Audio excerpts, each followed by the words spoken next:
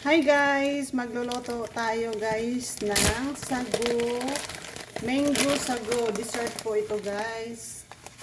Mango sago. So yun na po guys, yung boil water natin. Ito po ay sago. Pakukuluin natin yung sago hanggang lumambot siya.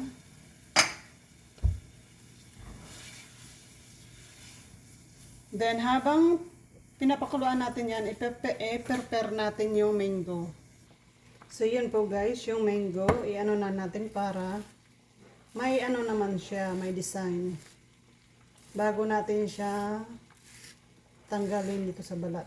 Hiwa-hiwain muna natin ng square or cubes para mamaya diretso na siya.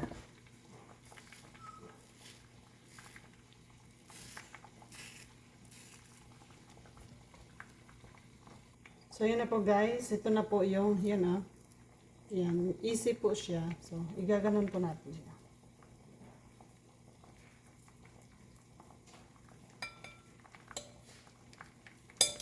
Marami po kasi akong mangga. Kaya, gumawa po ako ng mango sago. Ano ba tawag nito? Masarap to eh. Ang ingredients lang po, sago, mangga, condensed milk, and sweet milk. Condensed milk and evaporated, and Nestle cream. Pero wala po akong Nestle cream guys. So, pwede na sa akin yung evap and condensed milk. To follow na lang ang aking cream, Nestle cream. To follow na lang pag mayroon ako mamaya, lalabas ako siguro. So, yun na po guys, yung ating sago. Ready na siya. Lagay natin. Kunti lang po ang ginawa ko guys, kasi ako lang po ang kakain. Pero marami na yan.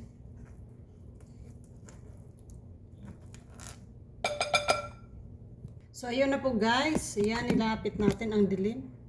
Yan guys, lagyan na natin ng condense. Tulad ng sinabi ko guys, condense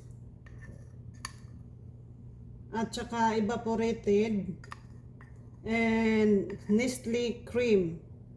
Pero wala po akong Nestle cream sa aking pantry.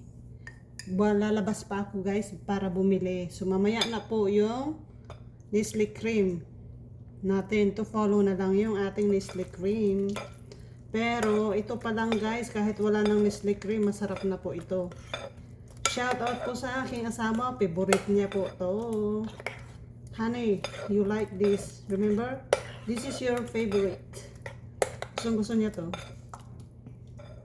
Lalo na pag maraming iba. Hindi masyadong malapot. Gusto niya to.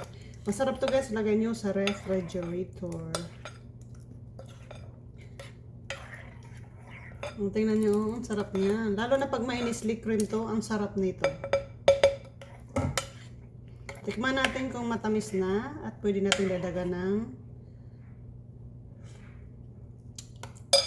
kunting evaporated. Ayan, tama na yan. Huwag naman masyado matamis, baka magka-diabetic tayo.